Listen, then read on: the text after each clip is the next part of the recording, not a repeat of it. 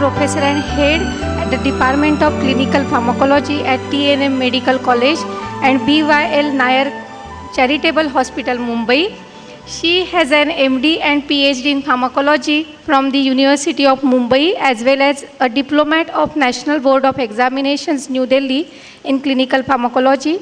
She heads the Dr. Dhadukar Advanced Center for Ayurveda Research, Training and Services, which is situated at Nair Hospital, and is the principal investigator of the ICMR's Advanced Center for Research in Clinical Pharmacology of Traditional Medicine.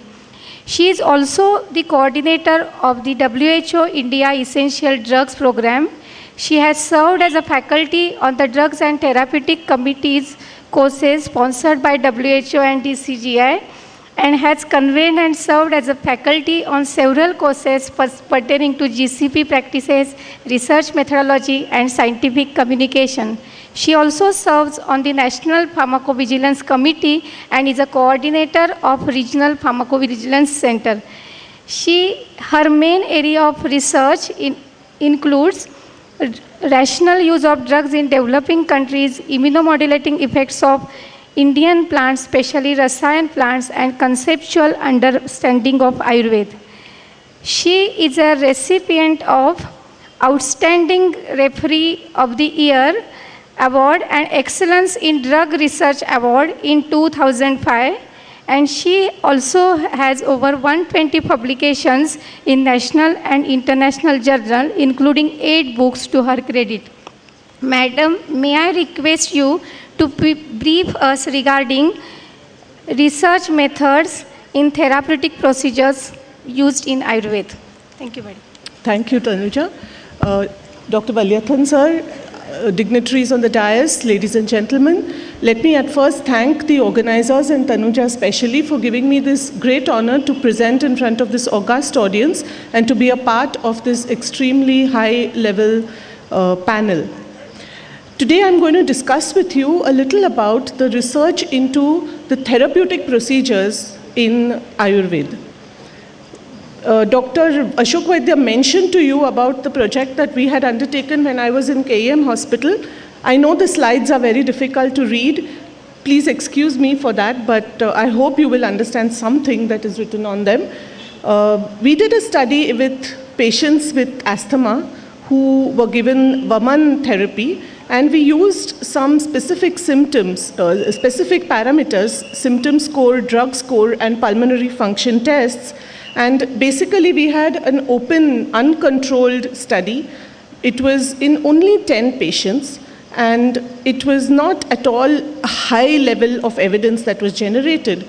But what was interesting was that not only did the symptom score and what we call the drug score, that means the use of medicines that were conventionally given to these patients, improved immediately after the Vaman therapy. But what was interesting is that it maintained for almost 8 weeks after the Vaman therapy was given, and this was associated along with a significant improvement in all the pulmonary function tests. The other activity that we had looked at when we were in KEM was with Raktamokshan or leech therapy, and this paper also published in the Indian Journal of Medical Research reported the improvement in capillary perfusion and improvement in the graft uptake after this particular therapy. In my own center now at Nair Hospital, much smaller, but we do a small amount of services are being offered, and almost 300 patients that we have treated with using Panchakarma therapies.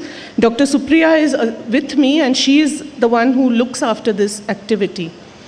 Based on all this, the research, some service activities, a lot of problems have arisen in my mind, and which I feel was thought was important to present before you as all the problems that are likely to come up when we want to do research in these therapeutic procedures, and that is what I am going to present to you.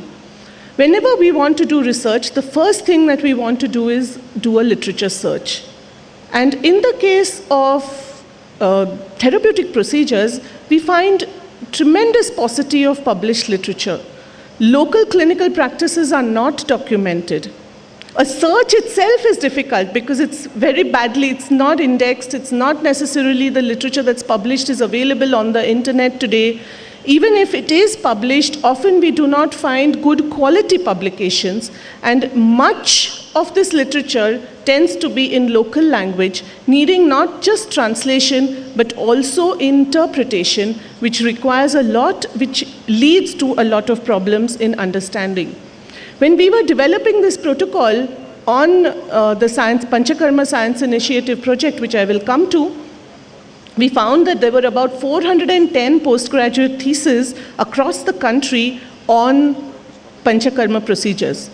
All of them had a clinical orientation, and you can see the list, Vaman, Virechan, Nasya, Basti, huge number of papers.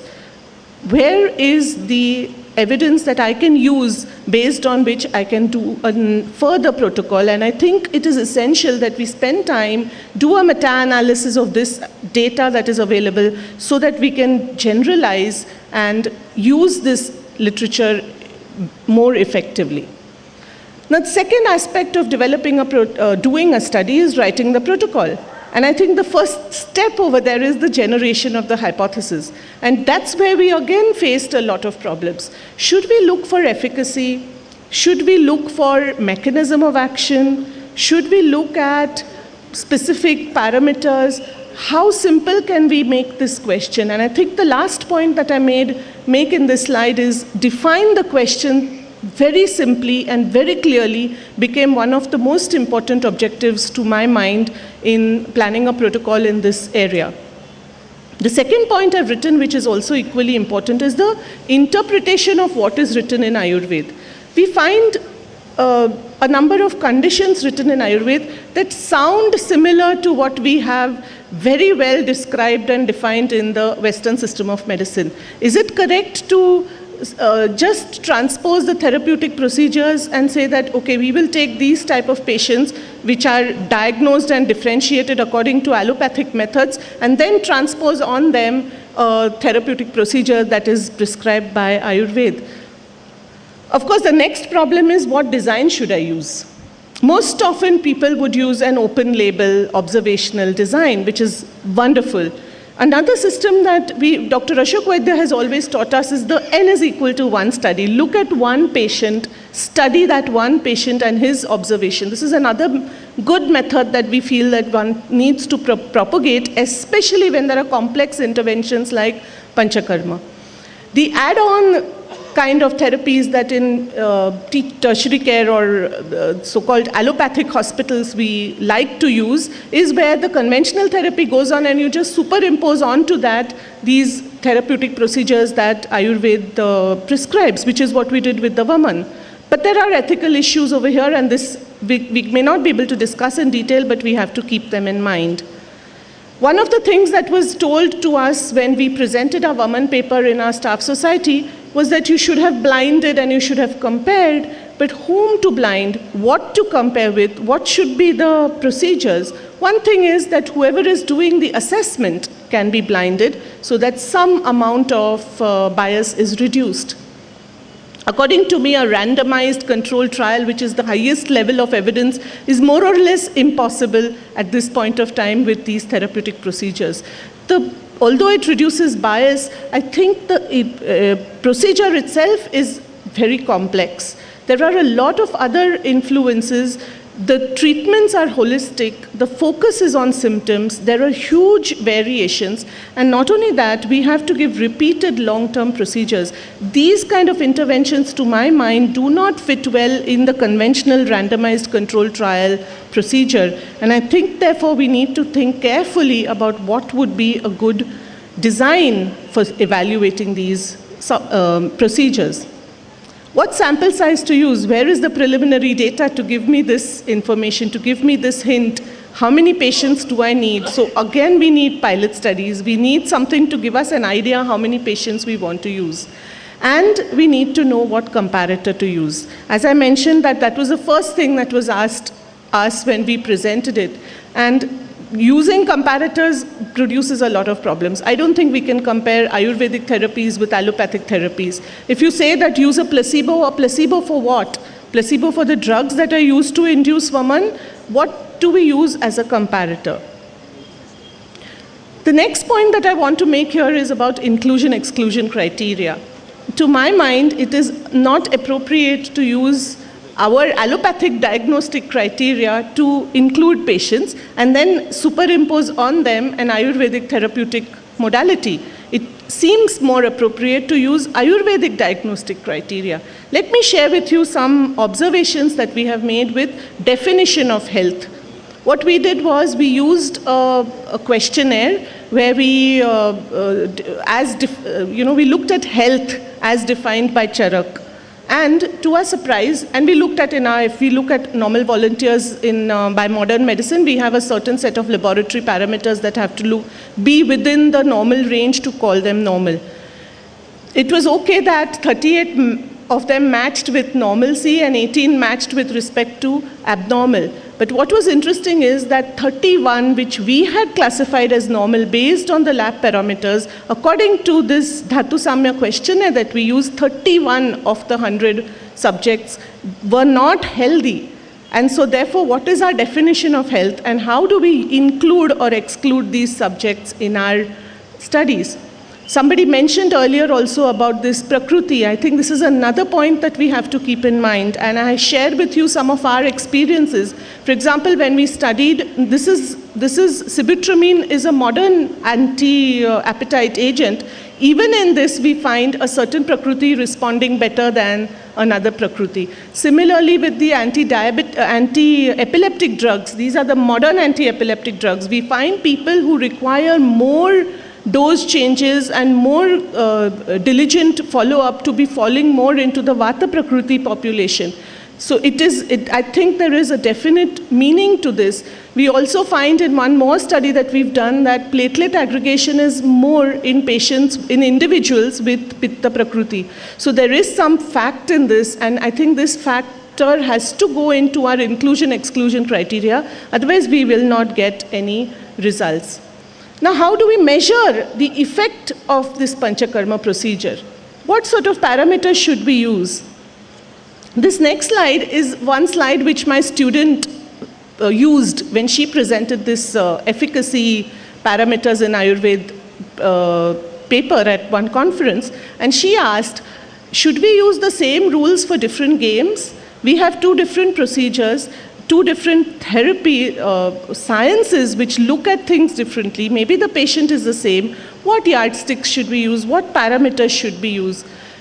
Let me give you an example. We are doing this study in diabetes as part of the Nimitli project. And we find that the quality of life improves much more significantly than the parameter that we normally use, and that is glycosylated hemoglobin or other symptoms. So am I looking at a disease from a different point of view, interposing another system therapeutics and then measuring it using criteria which I would have used for a modern medicine procedure? I think the two have to be looked at together.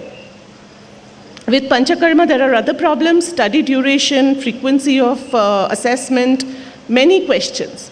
We come now to the actual intervention, and this is where really we face problems. There is tremendous variability in the procedures. Go to any center and you will find the drugs are different, the oils are different, the types are different. Definition of an endpoint of the procedure is not very clear. According to me, and therefore this is what we have done, is written standard operating procedures for the intervention. It needs to be, at least the intervention needs to be as standardized as possible. Otherwise, we don't know what we're measuring. The timing is equally important when we give the Panchakarma, and therefore this is something that has to be looked at, and of course the natural course of the disease. I think that when we are studying any therapy in this day and age, the ethics has to be looked at, and when we do studies with alternative systems of medicine, or for us alternative, but with Ayurveda, if an Ayurvedic doctor is doing some kind of collaboration, has to be looked at. What should be the control group and what should be the standard of care for that control group also needs to be explored. According to me, this informed consent concept with Ayurveda and other traditional systems of medicine is a very big issue, and I believe that the attitude towards alternate these therapies is by the patient itself, that it is safe, and therefore he doesn't necessarily give give an informed consent. The point that I make here about ethics is translating research finding into components of accessible care is another ethical issue. I think if we do this much research, we need to translate it into a proper treatment procedure. What about adverse events? The system has to be developed about reporting, causality. I think it's very difficult, and I'm putting it down because if we don't recognize it as a problem, we may not be able to tackle it. Now, how do we do analysis? What should be the degree of improvement to expect? What should be our criteria for defining success? And whom do we compare with? Are some things that you have to consider. And this is possible. For example, taking procedures as described, we have just 6 patients here, and giving them Nasir, you see that there is a significant improvement in the specific symptoms that were measured, and in fact you can see that some symptoms respond better than the other symptoms. I put this because I'm a pharmacologist. There is never going to be any way that we can do preclinical studies, but I think it's worth thinking that we might want to explore some kind of mechanistic, at least for mechanism of action, some kind of procedures, which brings me to the end of my presentation, that we have, under the chairmanship of Dr. Valiathan, developed a project for Panchakarma. 3 of us, ACTREC, that is Cancer Research Institute, Podar College, and our center, and we hope to look at the effect of Panchakarma procedures on selected metabolic and immunological parameters. And I will not spend time on the procedure, but except for this slide, where what we have decided to do, and this is probably going to be open to criticism and perhaps may not be the best approach, is to treat the Panchakarma procedure as a black box. Whatever the procedure is, we're only going to study, we will record what it is, and it will be standardized, but the effect on immunological and metabolic parameters is what we hope to study. Remember that we are not planning to assess efficacy, and we're only looking at specific effects. I would like to end, because there are a lot of students here, that if we are planning any clinical research in therapeutic procedures, the first and most important things would be to collate both experiential as well as traditional literature, interpreted properly with as much discussion as possible, consult qualified expertise, and have a collaborative approach. If we're doing a therapeutic procedure, then I would like that there is a standard operating procedure which is accepted and used repeatedly so that we know what intervention we're assessing. Plan a good protocol, keeping in mind the traditional medicine philosophy, and lastly, of course, adhere to ethical guidelines when conducting this study. I thank you again for your attention.